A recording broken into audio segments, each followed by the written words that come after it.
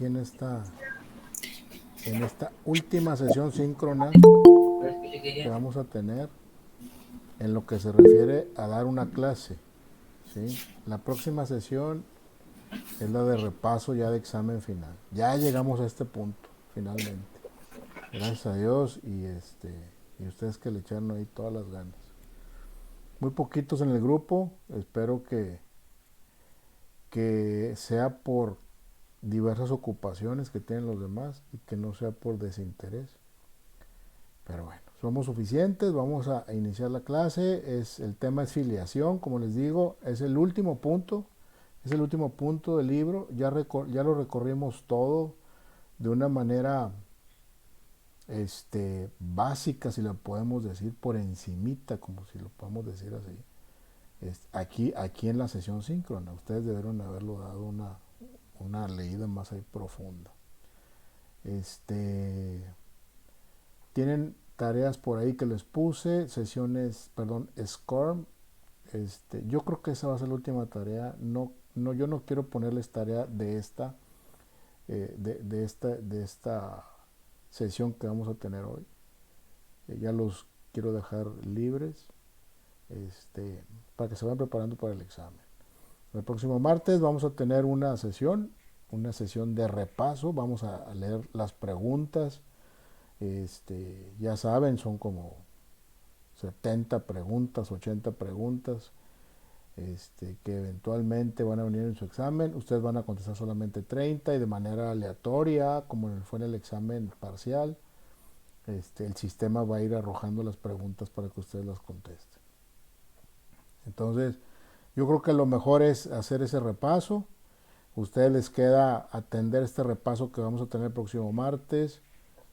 Ver sus presentaciones, darles una leída, ver los videos que grabamos de las sesiones, etcétera, a fin de completar su estudio y que puedan hacer un buen examen, ¿sí? Se les dio oportunidad de muchas cosas. Está la parte de regularización, de puntos extras, a la gente que le faltaron tareas en algunos situaciones les dimos oportunidad de que las hubieran. Pero bueno, de repente hay gente que me dice, no hice nada, maestro, todavía puedo hacer algo. No, pues ya no puedes hacer nada, ¿verdad? El tiempo estuvo ahí. Si no se pudo aprovechar por cualquier situación, pues ya no se pudo hacer nada. Vi muy buenos trabajos en los que realizaron. Vi otros también muy chiquititos, muy escuetos, muy sin ganas, ¿no? Ahí les hice el comentario, son los menos. Pero bueno, vamos a empezar porque el tiempo pasa rápido y luego nos quedamos ahí a medias. Muy bien, les voy a compartir la presentación.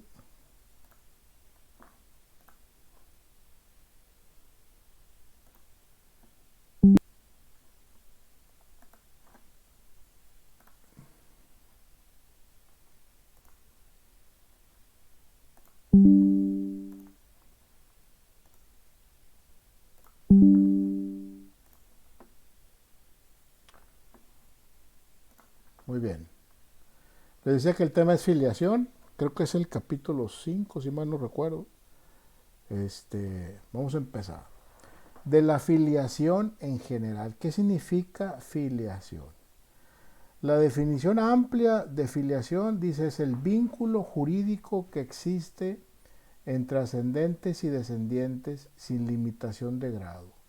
Es decir, entre personas que descienden las unas de las otras, y de esta manera puede hablarse de la filiación no solamente referida en línea ascendente, o sea, hacia arriba, de mis padres, mis abuelos, mis bisabuelos, mis tatarabuelos, sino también de la línea descendiente, para tomar como punto de relación mis hijos, los nietos, bisnietos, tataranietos, etc.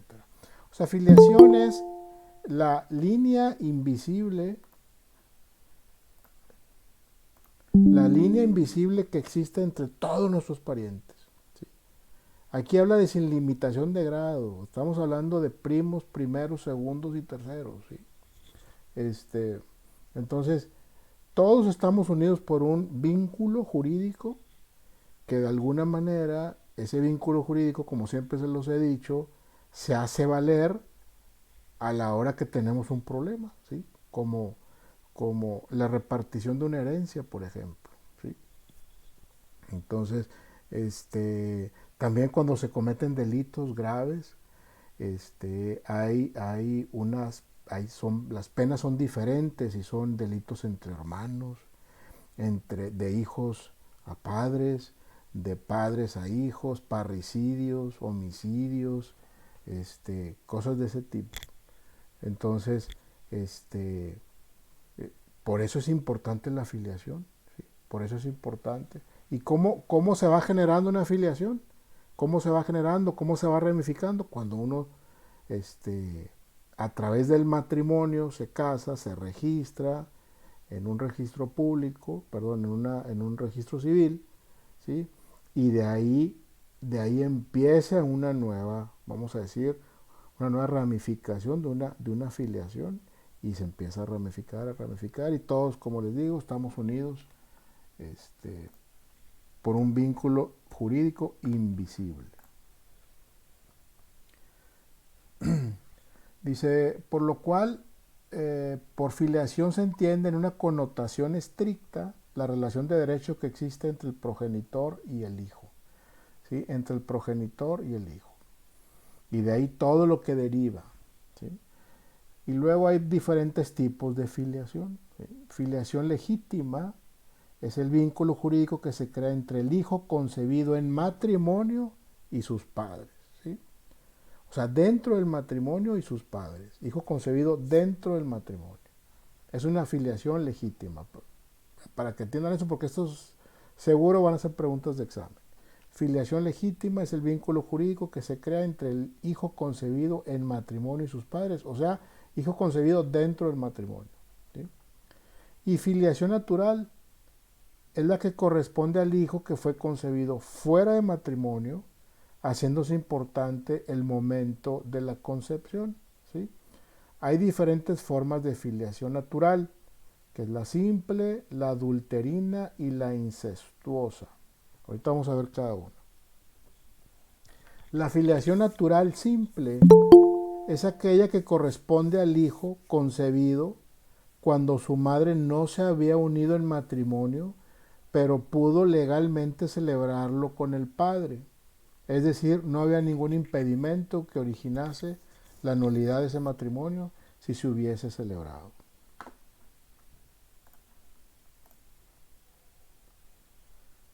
Me regreso porque sigo dejando entrar gente. Esto no es otra cosa de la filiación natural simple. Cuando dicen, sí, se comieron el gansito antes del recreo y está embarazada la muchacha, pero no pasa nada.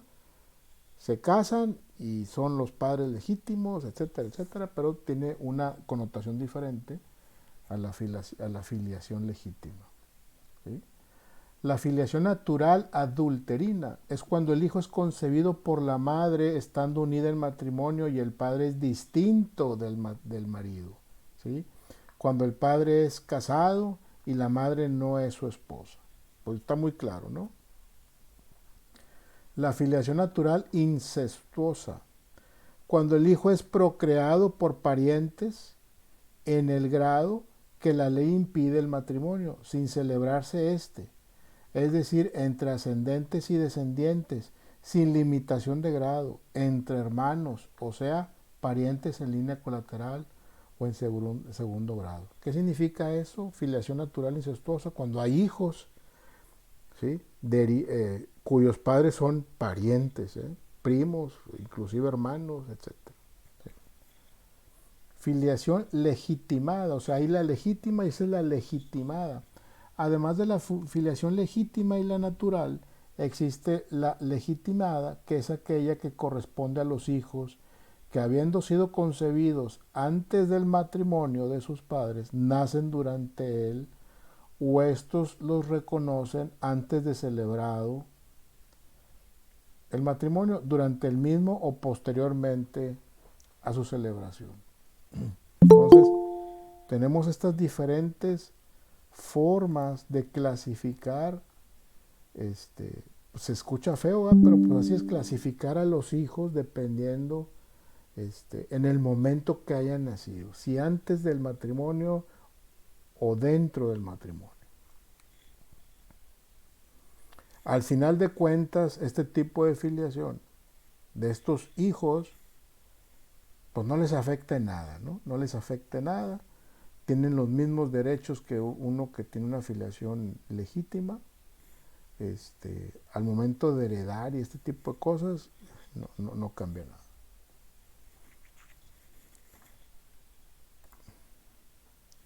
Pero no lo tenía en presentación. La filiación legitimada por ministerio de ley comprende el caso especialísimo del hijo que nació dentro de esos casos a los 180 días de celebrado el matrimonio y que no fue reconocido. Es decir, el hijo nace dentro de esos de los 180 días de celebrar el matrimonio, pero no es reconocido el hijo. O sea, el padre o el esposo no reconoce a ese hijo, pero tampoco fue impugnado. O sea, no lo reconoce de palabra, pero tampoco impugnó que no es, o sea, no lo hizo de manera legal, manifestar que no es padre de ese hijo, ejercitando el marido la acción contradictoria de paternidad, sin que haya una declaración expresa. ¿Sí? Entonces sigue el matrimonio, y el papá puede decir yo me hago cargo de él y todo, pero no lo reconoce legalmente como su hijo. De la filiación, entonces por eso dice legitimada por ministerio de ley, entonces tiene que entrar un juez para darle forma a esa parte y exigirle o pedirle, o si no se va, no le va a dar ese reconocimiento, bueno, pues no se lo da, ¿verdad? Y es un hijo que no tendrá un padre legalmente hablando. ¿Sí? De la filiación legítima en general. Prueba de la filiación legítima en cuanto a la madre resulta siempre de dos hechos susceptibles de prueba directa. El acta de nacimiento, fundamental en la prueba. El acta de nacimiento será tu prueba más eficaz de que ese hijo es tuyo, ¿sí? Y que nació dentro del matrimonio. La prueba perfecta de maternidad quedará constituida por el acta de nacimiento unida a la del matrimonio. ¿Sí? Identificación del hijo. El segundo elemento para acreditar la filiación legítima relativo a la identificación del hijo es en ocasiones más difícil de prueba, pero dependerá, por ejemplo, del medio social. ¿A qué me refiero con el medio social?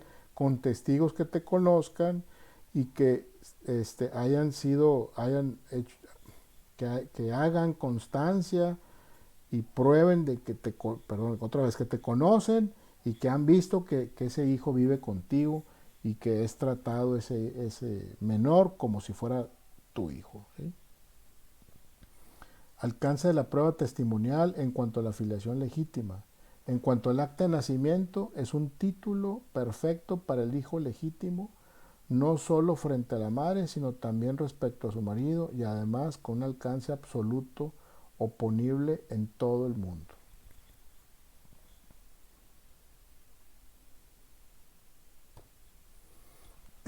Ayer estuve viendo unos temas en Pabellón, aquí en el edificio blanco que está aquí en Félix U. Gómez y Constitución. No, perdón, Félix U. Gómez no. ¿Sí es Félix U. Gómez? No. Se me fue el nombre de la calle. Bueno, Pabellón. El Pabellón Ciudadano. ¿Sí? A ver, yo creo que algo me están diciendo.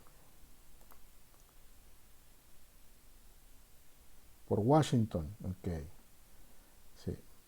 Estuve por ahí y estábamos haciendo un trámite y vi que decía en una parte, así en una pared, dice se expiden actas de soltería y actas de inexistencia. Entonces me llamó la atención eso de inexistencia. Y bueno, pues no me quedé con la duda. Entonces fui a preguntarle a la persona que estaba ahí y le dije, oye, ¿de qué te refieres con eso? Este, primero actas de soltería, soltería definitiva o algo así decía. Dice, no, bueno, aquí en el estado emitimos un documento donde no está registrado la persona como casado, ¿sí? O sea, en todas las oficialidades de registro civil revisamos y emitimos un certificado, un acta donde se comprueba que la persona, hombre o mujer, no están casados, ¿sí? Ah, está bien. Entonces le pregunto, ¿y el acta de inexistencia? ¿Qué te refieres con eso? Nunca lo he escuchado. Y me dice, es un documento también que expedimos a las madres que por alguna razón, o hijos, o personas que vienen aquí y que nunca fueron registrados. Yo, ¿cómo? Me dice, no, es que hay personas ya grandes que nunca fueron registrados en el registro civil. Entonces, este, parte del procedimiento para que sean registrados las personas que ya son adultas, por decirlo así, este, es este certificado de inexistencia, comprobando que en el estado de Nuevo León no está registrado ese hijo en ningún registro civil. No tiene un acta de nacimiento, de cuenta. Y bueno, pues sucede. Si está eso ahí, es porque sucede. Era un pequeño paréntesis que les quería comentar. Hijos nacidos después de los 180 días después de celebrar el matrimonio. En cuanto a los hijos nacidos después de los 180 días de celebrar el matrimonio, su petición de legitimidad es muy fuerte y es casi absoluta. Porque pues entiende que nació ya dentro del matrimonio tal cual debe ser.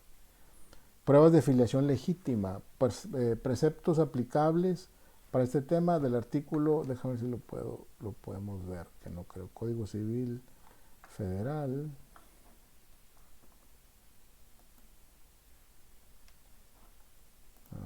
No podemos entrar aquí. Permítanme tantito, déjenme, entro a mi Código Civil Federal que tengo por acá.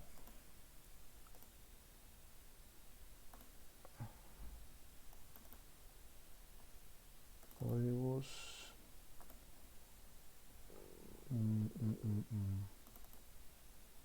Códigos y leyes. Código de procedimiento. No, esto no.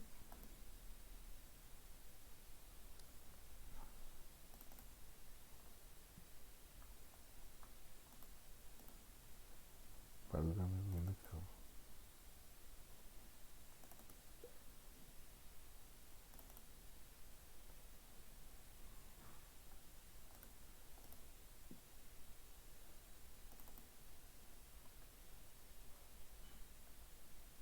Permítame tantito, estoy buscando mi código.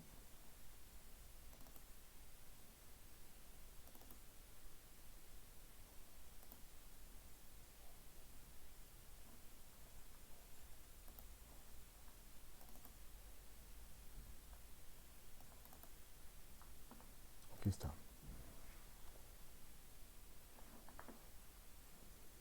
A ver de qué artículos hablamos, del Código Civil Federal, del 340 al 343.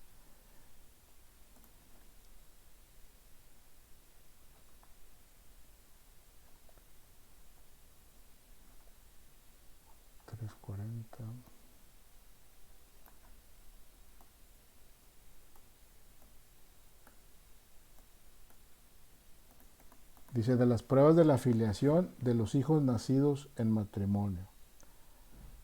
La filiación de los hijos nacidos de matrimonio se prueba con la partida de su nacimiento y con el acta de matrimonio de sus padres.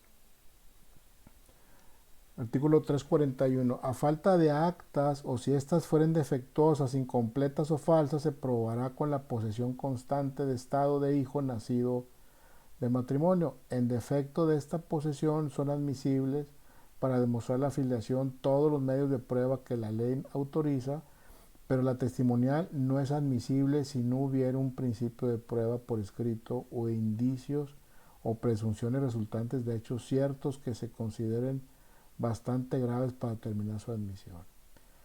Si uno solo de los registros faltare o estuviera inutilizado y existe el duplicado de este, deberá tomarse la prueba sin admitirla de otra clase.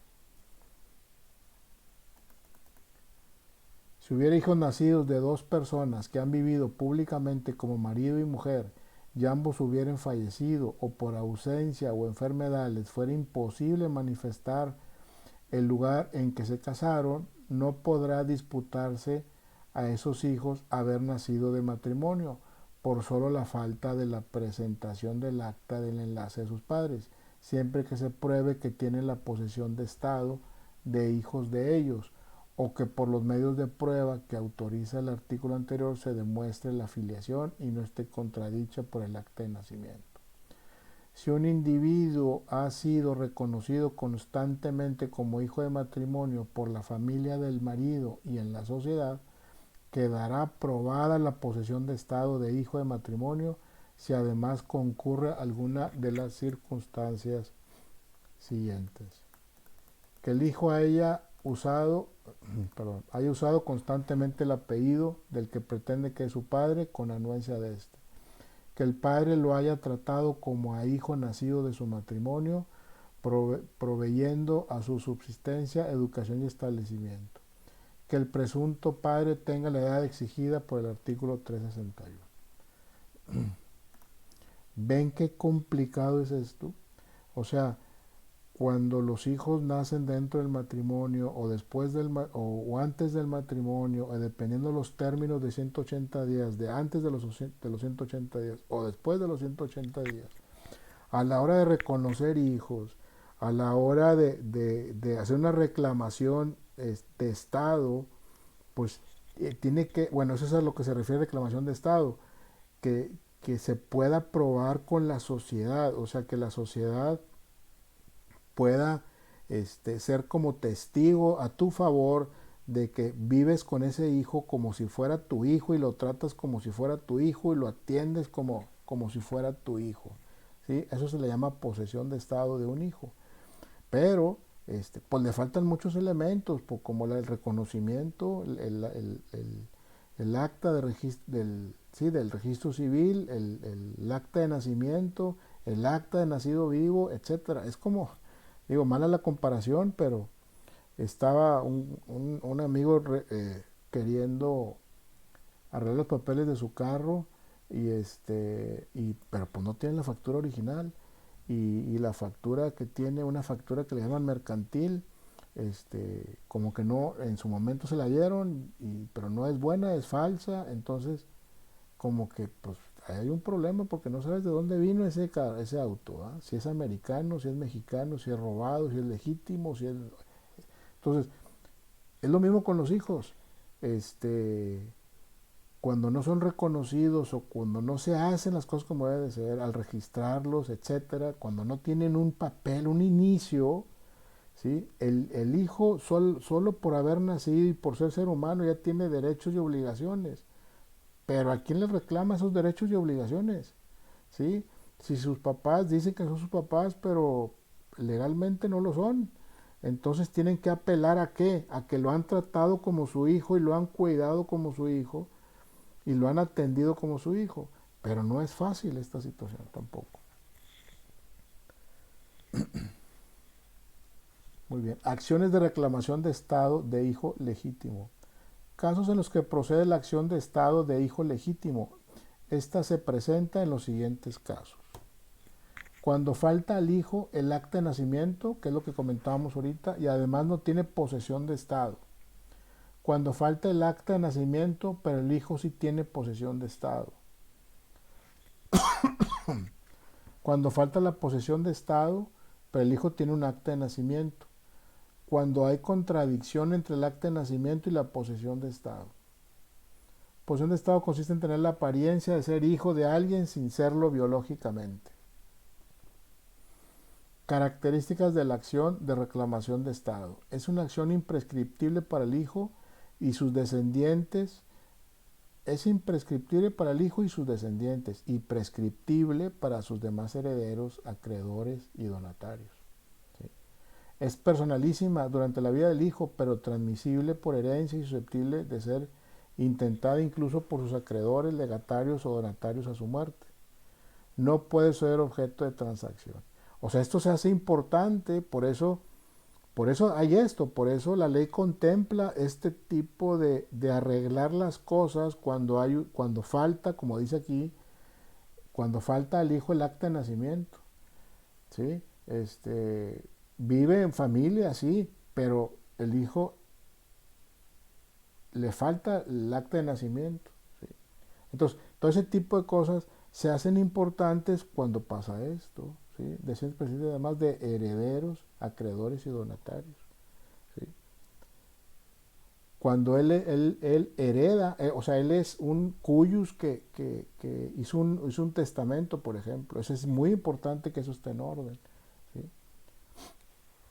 Ahí es cuando se hace este tema importante y anda la gente como loca queriendo arreglar todo. De la legitimación. Es aquella situación jurídica por virtud de la cual, mediante el subsecuente matrimonio de padres, se atribuye a los hijos naturales el carácter de legítimos con todos los derechos y obligaciones que corresponden a esta calidad. Fusión de actos jurídicos. La legitimación puede implicar una fusión de dos actos jurídicos consistentes en el reconocimiento que llevan a cabo los padres del hijo natural y el matrimonio que realicen después de haber nacido o sido concebidos los hijos naturales. De la filiación natural. Concepto de filiación natural. Por filiación natural se entiende el vínculo que une al hijo con sus progenitores que no se han unido en matrimonio a través de dos formas. Una relación jurídica lícita que producía determinadas consecuencias si los padres del hijo natural pudieron legalmente celebrar el matrimonio por no existir ningún impedimento. Una relación ilícita si los padres estaban legalmente impedidos para celebrarlo por virtud del parentesco o de la existencia de un matrimonio anterior respecto de alguno de ellos o de ambos, dado que entonces los hijos habidos en esta unión se consideraban incestuosos o adulterinos. Del reconocimiento de los hijos naturales.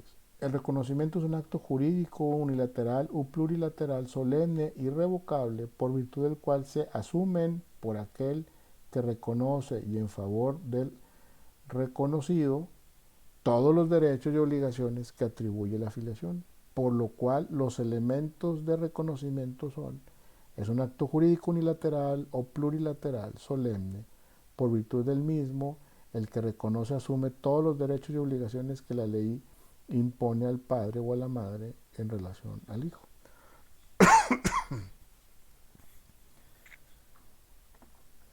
¿Voy bien o me regreso? ¿O hay alguna duda hasta aquí? Va bien, profe. Todo bien, profe. Muy bien. Bueno, vamos a ver un video. ¿Quieren ver un video? Sí. Sí. Sí, queremos ver video. Ok, vamos para allá. Sí. Reconocimiento de paternidad.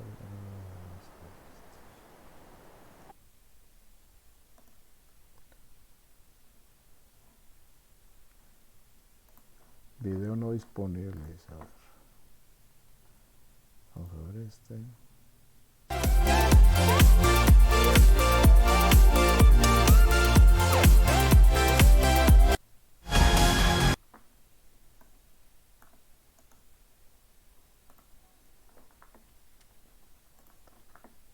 Dejo de presentar.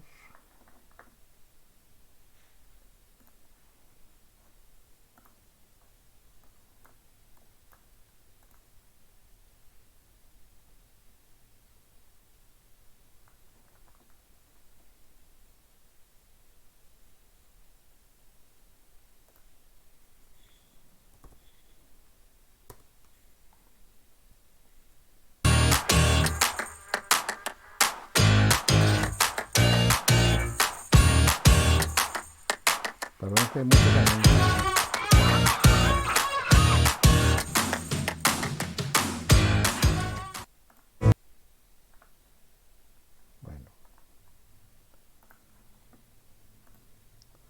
comparto la liga. Hay unos anuncios por ahí primero.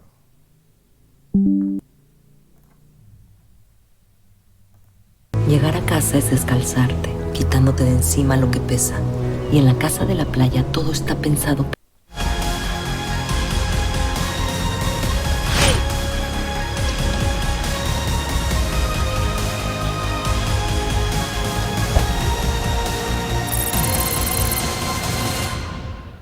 Bienvenidas y bienvenidos a su programa, Ya lo dijo la Corte, en el cual analizamos las sentencias emblemáticas, los fallos más importantes del máximo Tribunal de la República. Y el día de hoy vamos a comentar el amparo en revisión 121/2013, que plantea una serie de cuestiones alrededor del debido proceso, del derecho a la prueba, del litigio en materia familiar, del reconocimiento de paternidad, en fin, un conjunto de temáticas que es importante que conozcamos por su trascendencia jurídica, pero todavía más por su trascendencia social, por el impacto que pueden tener este tipo de sentencias en las familias, en los planteamientos que se hagan en casos de separación o de reconocimiento de paternidad, como decía, etcétera, etcétera.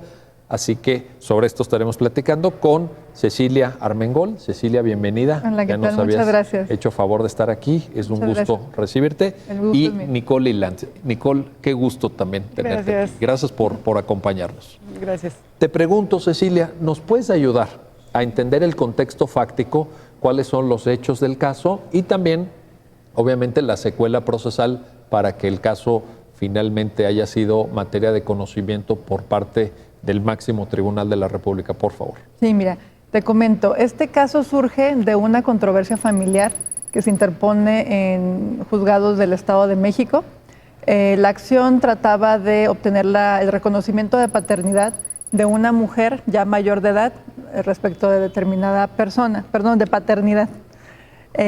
Bueno, va ella, acude a los juzgados y su acción es, quiero que el señor de nombre tal reconozca que es mi padre, y para ello se ofrece una prueba que es esencial en este tipo de controversias familiares, que es la prueba genética, la pericial en materia genética. El Código del Estado de México, el Código de Procedimientos, establece que las partes deberán de ellos tener la diligencia y el cuidado de presentar a sus peritos. Y en este caso, como la prueba pericial en genética se requiere la toma de muestras, se fija un día determinado para que se desahogue y uno tiene que acudir la perito nombrada, en este caso por la actora, porque es la que ofrece la prueba, para que se realice la pericial. Sucede que se fija el día del desahogo, pero no acude la perito nombrada por la actora. Entonces lo que sucede es en esta regla que establece el código adjetivo, es que, bueno, si no acude la perita por una causa no justificada, pues la prueba queda desierta. Esto es, se tiene como que pues ya perdiste la oportunidad y no la puedes desahogar. Entonces el juez de lo familiar que conoce, pues dice, no se demuestra la acción y no tuviste razón, tu pretensión no procede, y ahí acaba. Inconforme, esta mujer interpone una apelación, y la sala de apelación considera que, como se trata del descubrir el derecho a la filiación paterna, pues se debe de reponer el procedimiento. Entonces, ¿quién viene al amparo? El demandado viene al amparo y dice, esto es ilegal, la sentencia es inconstitucional porque me están violentando mi derecho al debido proceso. En el sentido de que el artículo del Código de Procedimientos Civiles del Estado de México es muy claro en determinar que si la prueba no se puede desahogar por culpa o negligencia de la parte que la ofrece, pues queda desierta. Entonces, es un amparo indirecto, el juez de distrito que toca resolver lo que hace es un estudio muy interesante en cuestión constitucional y hace una ponderación entre dos derechos. En este caso dice, hay una colisión entre el derecho a la identidad, que es la pretensión del actor del juicio natural, y el derecho al debido proceso en este amparo del quejoso. El razonamiento del juzgado, igual más adelante lo podremos abundar, tiene más peso el derecho a la identidad porque es un derecho fundamental, está relacionado con el derecho a la salud, tiene que ver mucho con la dignidad humana y por ello el amparo va a proteger a este derecho en mayor grado que el derecho al debido proceso del quejoso y determina que fue correcta la determinación. Inconforme con el fallo, al ser un amparo indirecto, interpone amparo en revisión y obviamente como hay un tema constitucional de trascendencia que es el dar contenido y alcance a los derechos, el derecho al nombre, a la identidad y al derecho al debido proceso, el colegiado remite a la Suprema Corte y es así como llega al conocimiento de la primera sala el asunto. Perfecto. Muchísimas gracias, Ceci. Nicole, quizá no todas las personas que están viendo el programa sepan qué es el derecho a la identidad. No es un derecho como otros, pues no sé, la libertad de expresión o la no discriminación, que son más comunes, más frecuentes. ¿Nos podrías ayudar a entender qué características tiene o cómo se debe entender este derecho? Sí, claro. De hecho, aquí la Suprema Corte lo que hacen las sentencias es precisar, ¿no?, el contenido de este derecho a la identidad. Y de hecho es un tema que se ha visto pues, en otros programas, ya lo dijo la Corte. Este es el derecho que tiene toda persona a tener sus propias características, esto es, características físicas e internas y sus acciones, ¿no? Y esto que hace, pues lo individualiza ante la sociedad, es decir, es todas aquellas características que nos permiten ser uno mismo, a ser quienes somos en nuestra propia conciencia y en la opinión también de los demás, ¿no? Es cómo nos identificamos, ¿no? La forma en la que yo me veo a mí misma y cómo me identifican los demás, cómo me proyecto en la sociedad. Y este derecho a la identidad, pues ya se ha dicho también en otros precedentes de la Corte, deriva también de este derecho a la dignidad humana, ¿no? Que es el derecho a ser reconocidos como seres humanos, como personas, y a definir lo que queremos para ellos, teniendo en cuenta que las personas son fines en sí mismos, ¿no? Y no instrumentos. Y pues este derecho a la identidad, como ya lo expliqué, pues, y como lo precisa también la sala en esta sentencia, es un derecho que es para todas las personas, es decir, que no es exclusivo de un cierto sector, no es exclusivo, por ejemplo, de los niños, sino que también es de los adultos, ¿no? No obstante, tratándose de ciertos sectores, por ejemplo, como niñas, niños y adolescentes, adquiere, como mayor relevancia, es más importante. ¿Por qué? Porque en esos casos, por ejemplo, en casos de niñas, niños y adolescentes, el juzgador tiene que tomar en cuenta esa situación de desventaja, ¿no?, en que se encuentran los niños, porque no es lo mismo que acude un niño a un procedimiento en donde no puede ejercer sus acciones precisamente por sí mismo, por su propia minoría de edad, que en comparación con un adulto, ¿no?, que tiene como todas las posibilidades. Y pues bueno, precisando que precisamente es un derecho de todas las personas, también dentro de este derecho está esta cuestión de esta imagen propia que nos da este derecho y que se identifica sobre todo por el conocimiento que tenemos de nuestros propios orígenes biológicos, ¿no? O sea, de dónde venimos, de quiénes somos, de quiénes derivamos. Y esto impacta también desde dos ámbitos, ¿no? Desde el punto de vista tanto psicológico como jurídico.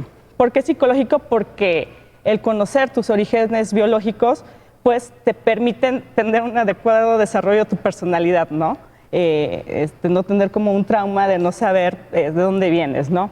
Y también, pues, desde el punto de vista jurídico, evidentemente, porque esto está, pues, obviamente ligado a diversas consecuencias legales, ¿no? Como el derecho a tener un nombre, a una nacionalidad, una afiliación, que es esta relación entre padres e hijos, que no nada más se da a través de un vínculo biológico, sino también en los casos de adopción. Y pues también todas esas obligaciones que derivan, ¿no?, de esta afiliación. Por ejemplo, a recibir alimentos por parte de los padres, etcétera. Derechos sucesorios, me imagino también. También, exactamente, derechos sucesorios.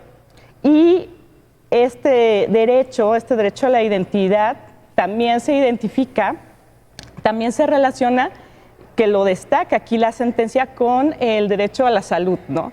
Tanto física como mental. ¿Por qué? Porque, como ya lo dijimos, pues desconocer tu origen biológico pues te puede causar pues ciertos problemas como personales, psiquiátricos, y de tu propia personalidad, pero también el saber quiénes son tus padres, o sea, te puede dar esa información en ciertos casos para tratar o prevenir ciertas enfermedades, ¿no? A veces los médicos preguntan eso, ¿no? Cuando están redactando un historial médico, oiga, ¿y qué padecimientos hubo en su familia? Claro, la historia clínica. Sí, vaya. No, porque hay enfermedades hereditarias también, hay una trascendencia en eso, ¿no? Así es. Entonces, pues este derecho a la identidad pues, es un derecho amplio, ¿no? Y que abarca pues, todas estas cuestiones, que está vinculado con, obviamente también, como dijimos, con estas cuestiones de la propia identidad, hasta sexual y todo eso, ¿no? Y pues este tema tan relevante de estar vinculado con el tema del derecho a la salud, ¿no? Entonces, y todo esto pues lo destaca y lo desarrolla esta sentencia en este caso. Sí, en ese sentido te pregunto, la explicación de Nicole nos da un panorama en donde nosotros podemos concebir este derecho, que yo todavía me atrevo a afirmar que es un derecho novedoso. O sea, no, porque hay derechos más tradicionales en el ordenamiento jurídico de México, pero esta es una construcción de vanguardia. Como un derecho que tiene un valor en sí mismo y que protege cuestiones esenciales para la vida de los seres humanos, vinculado con dignidad, ya se dijo, pero también lo que estoy observando en el comentario de Nicole es que podríamos observar el derecho a la identidad como un derecho instrumental para satisfacer otros derechos. Así es. Como por ejemplo, y en este programa lo hemos comentado, contigo lo hemos comentado, derechos en el ámbito de la familia. Nicole dijo el derecho a la salud, etcétera. ¿Es correcta esta comprensión? Es correcto, como todo derecho humano, derecho fundamental, siempre está interrelacionado o se desdobla en otros derechos, ¿no? Los derechos humanos no van solos, sino que siempre van de la mano de algún otro, porque son presupuestos para el ejercicio de otras cuestiones inherentes a la dignidad humana. Entonces, efectivamente, conforme lo ha interpretado la Suprema Corte de Justicia aquí en México, el derecho a la identidad está estrechamente vinculado a muchos otros derechos, como es el derecho a la salud, el derecho al nombre, el derecho a conocer la verdad biológica, el derecho a la identidad sexual, el derecho a la imagen propia o al libre desarrollo de la personalidad, ¿no? El hecho de que yo quiera vestir de cierto modo, pues eso es parte de mi identidad y es la forma en que yo me muestro hacia los otros. Y ahora, para poder entender un poco en el contexto de este asunto que ahora analizamos, pues el derecho a la identidad es un derecho profundamente inherente a lo que es la esencia del ser humano. Y de cierto modo podríamos decir que es más cercano para cualquier persona, no necesariamente con una preparación jurídica, entender el derecho a la identidad, a diferencia de, por ejemplo, otro derecho fundamental que es el debido proceso, ¿no? Y entonces, en este asunto, como trata precisamente de ponderar entre este derecho tan cercano al ser humano como es la identidad y el derecho al debido proceso, que a lo mejor puede ser ajeno si no nos movemos en el mundo jurídico, pues podríamos decir, ¿y por qué la primera sala terminó dándole preferencia al debido proceso, ¿no? Si es algo como que más ajeno al ser humano. Vamos, ayúdanos a entender esa parte. Obviamente, ya lo mencionaste, el juzgado de distrito, al conocer de la demanda de amparo indirecto, pues plantea una ponderación de derechos. Así es. Que metodológicamente les voy a pedir que nos ayuden a entenderlo, obviamente, pero antes de pasar al tema de la ponderación, ya hicimos ahorita, Nicole nos ayudó a hacer una caracterización del derecho a la identidad.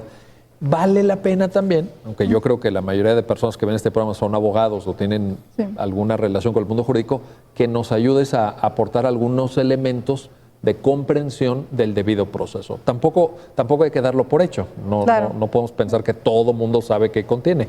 ¿Por qué no nos ayudas con esa parte? Bueno, el derecho al debido proceso, quizás en una tradición de análisis jurídico, pues sí, no es tan novedoso como el derecho a la identidad, ¿no? Tiene más precedentes, más desarrollo jurisprudencial, precisamente porque deriva de un derecho a la tutela judicial efectiva.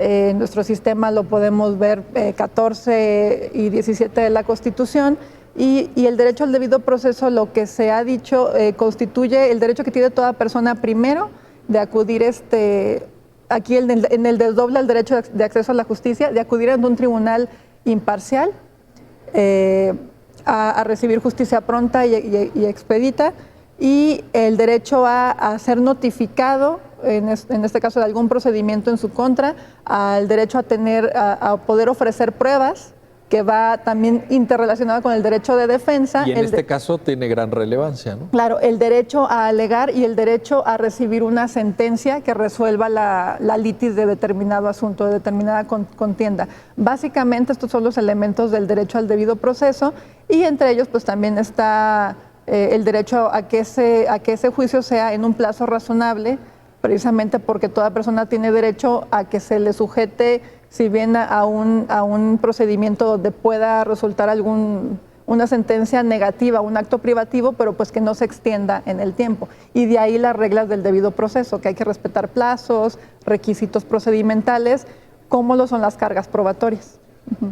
En alguna tesis del Poder Judicial de la Federación se extrae este concepto que nos acabas de explicar y que además con estos elementos, ¿no? Sí. el emplazamiento, notificación, el derecho a la prueba, formular alegato, recibir una resolución congruente con lo planteado en el juicio, se hace descansar en esa fórmula que todos en la carrera pues en algún momento estudiamos, que son las formalidades esenciales del procedimiento del 14. Así es, ¿no? las formalidades, sí, por eso 14 y 17 pues van muy de la mano, ¿no? De ahí derivan las formalidades esenciales del procedimiento y bueno, de un parámetro convencional lo encontramos en el artículo 8 de la Convención Americana de Derechos Humanos y otros correlativos ahí de los pactos internacionales de derechos humanos. Entonces realmente pues es un contenido muy amplio el debido proceso. Ahora, los elementos que citaste, te pregunto, la comprensión correcta es que no es una lista cerrada, ¿no? Puede en algún caso haber algún elemento adicional. Por ejemplo, Nicole decía muy bien, tema de niños. Uh-huh. Sí. Personas que pertenezcan a pueblos y comunidades indígenas, extranjeros.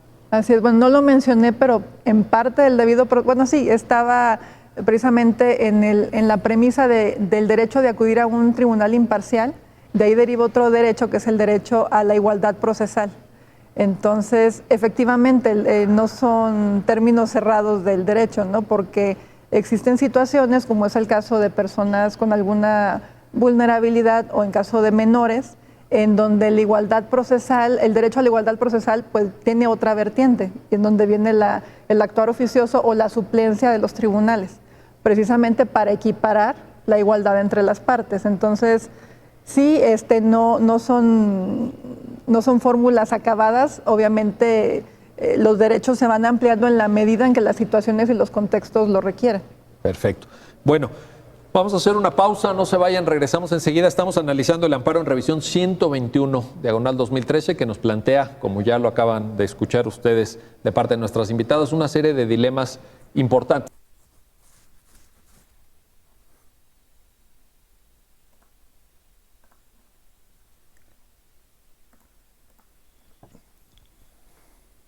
Aquí lo que estábamos viendo es, primero que nada, Miguel Carbonell es un excelente abogado constitucionalista, estudioso de la Constitución y de todos sus preceptos, ¿sí? Y hablando con estas abogadas que pertenecen a la doctrina de las leyes en la Suprema Corte de Justicia, dirimiendo un asunto de una mujer, exigiendo, ya una mujer adulta, exigiendo el reconocimiento de paternidad de una persona, ¿no? De su papá, que nunca la quiso reconocer, y ella le exige, acudiendo a la ley, le exige que sea reconocida, ¿sí? Fíjense qué complejo, o sea, ella le exige a su papá, reconóceme como tu hija, porque es su derecho. Por eso decía, el derecho a la identidad, derecho al nombre, derecho a ser una persona reconocida, una persona que exista, ¿sí? Entonces, y se refiere a este tema de la afiliación, por eso los quise poner. Eso por un lado, y por otro lado estamos hablando con gente de muy alto nivel en México, abogados muy estudiosos y que ven asuntos muy complejos en México, ¿sí? Entonces, por un lado quería darles ese ejemplo de cómo tenemos ese derecho y la ley tiene el cuadro legal, el marco legal para hacer una reclamación de ese tipo, ¿sí? ¿Cuándo se iban a imaginar ustedes que una persona adulta iba a reclamarle a su papá? ¿Sí? Oye, reconóceme como hija a través de una demanda, ¿sí? A través de una demanda que en primera instancia no procedió, pero luego se va a una apelación y esa apelación tampoco procede y luego se va a la Suprema Corte y así se va y ahorita están en ese tema, ¿no? Así pasa de un lado y para el otro. Entonces, ahí los quiero ver yo en esos niveles. A mí me encantaría que ustedes estuvieran en esos niveles. No nomás solamente es reconocimiento de hijo y matrimonios y derecho civil. Estos son los temas complejos que no todos los abogados lo ven, solamente abogados ya muy estudiosos, de muy alto nivel, pero así se empieza y y bueno, pues ahí les di una probadita de lo que se ve en derecho, ¿no? En esta materia de derecho. ¿Alguna duda, alguna pregunta hasta aquí? Adelante, Elizabeth. Profe, Dígame. buenas noches. Buenas noches. Oiga, profe, y luego, ¿qué pasaría si, por decir, una mujer está casada y tiene un hijo de otra persona? Y ese hijo lo reconoce su esposo, pero si ella en un futuro al papá de origen genético, o sea, natural, le quiere exigir de que, oye, pues si tú sabes que es tu hijo, yo quiero que lo reconozcas o que tengas responsabilidad hacia él, ¿sí se puede? Lo puede hacer. Ese es el caso que estuvimos viendo ahorita. Si te fijas, era una persona, nomás que ya adulta, exigiéndole a su padre biológico que ese padre la reconozca a ella como su hija. Pero aunque ya tenga los apellidos de otra persona. Sí, no importa. Porque yo tengo ese derecho, ¿eh? Yo tengo ese derecho y obligación la tiene el padre. Entonces, a través de ese procedimiento de una demanda de un juez civil, hizo valer su derecho de, oye, reconóceme como hija, ¿sí? Dime por qué, porque también al demandado tiene derechos también, ¿sí? Y él pues, sí, espérame, pues es que no eres mi hija, ¿verdad? Y tiene también, el que demanda tiene la carga de la prueba, ¿sí? Entonces, ahí le decía, aquí están mis pruebas, ¿verdad? Aquí están mis pruebas de que tú eres mi papá, entonces reconóceme como hija legítima, ¿sí? No importa si yo tengo otro papá y otro papá me cuidó, y alguien vio por mí, etcétera. No, yo quiero que tú me reconozcas, ¿sí? Entonces, y luego el otro dice, oye, espérame, pues es que yo reclamo mi derecho al debido proceso, ¿verdad? Que, a ver, déjame defenderme, déjame ver, déjame esto, el otro, déjame pensar, déjame ver todos estos temas, porque él también tiene derechos, los dos tienen derechos. Entonces, pero esos temas se ven a esos niveles, ¿no? Y seguramente esto, imagínense el cuadro. Haz de cuenta que yo soy Juan Carlos Ramírez y descubro que Carlos Slim es mi papá, ¿sí? Carlos Slim, uno de los hombres más ricos del mundo, y que es mexicano. Descubro que es mi papá. Yo tengo mi papá que me cuidó y etcétera, etcétera. Pero Carlos Slim es mi papá y no quiso reconocerme. Yo lo demando. ¿Por qué? Porque, una, pues porque es mi derecho, ¿sí? Dos, pues porque me conviene. Mire quién es. A mí me toca. No como pariente, no como hijo ilegítimo, hijo segundo que no fue reconocido. No, primero hago que me reconozcas, ¿sí? Y luego, pues puedo acceder a muchas cosas. Seguramente esta chica lo hizo porque es su derecho y porque seguramente hay algún interés. Entonces, la ley contempla todo ese tipo de cosas. Por eso, el vínculo jurídico que nos enlaza a todos no desaparece. El hecho de que no aparezcas físicamente en mi vida, el vínculo jurídico no desaparece, ahí está, nomás que hay que hacerlo valer. ¿Sí? ¿Cómo ven? Muy interesante, profe, muchas gracias. No, hombre, de nada, al contrario. Pues ahí los quiero ver yo en esos niveles, ¿sí? Estas chicas que están ahí hablando, en los más altos niveles hay institutos que se dedican, en la Ciudad de México están, que se dedican única y exclusivamente a estudiar las leyes, los fundamentos de las leyes, y están ley, y son muy reconocidas, y y son consultadas por temas de jurisprudencia y cosas de ese tipo. Pues están así, ellos están ahí. Y Miguel Carbonell, pues olvídense. Ese Miguel Carbonell, búsquenlo en YouTube, da muchas pláticas de derecho.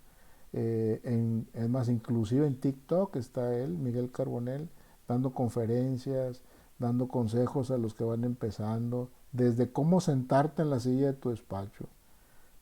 Siempre dice que debes de estar en una posición más alta. Cuando tengas a tu cliente enfrente, tú debes de estar en una posición un poco más alta que ellos, porque es un tema pues de jerarquía, ¿no? De jerarquía en la que, además de que tú eres el que vas a definir el camino a seguir, en un problema que te presente una persona, y que tú eres el que sabes, pues debes también de proyectar una cierta seguridad para que el cliente se sienta acogido, ¿no? Entonces, de ese tipo, búsquenlo en TikTok, escuchen lo que dice, es una recomendación que les hago. Pues con esto terminamos. La próxima semana nos vemos con las preguntas que están destinadas para el examen final, que es todo el libro, ¿sí? Son preguntas de cada capítulo y ahí hacemos como 70, 80 preguntas.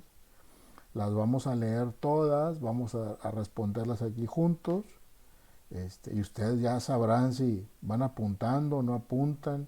Las preguntas no se van a ver aquí, yo las voy a ver aquí por otro lado y luego las vamos contestando. Entonces, el video se graba, pero pues no se ven las preguntas, ¿sí? Digo, así es como lo tengo que hacer. Entonces, ya sabrán ustedes si van apuntando o como ustedes ven. ¿De acuerdo? Sí, profe. Sí, gracias. Al contrario, pues nos vemos el próximo martes a la misma hora y en el mismo Vaticanal, como dice. Buenas noches, gracias. Buenas noches. Gracias, maestro. Buenas Hasta luego, noches. profe. Hasta luego, que lo pasen. Gracias. bien. Buenas noches. maestro. Buenas noches. Buenas noches. Bye, compañeras y compañeros. Bye. Al contrario, gracias, Sergio, que estén bien.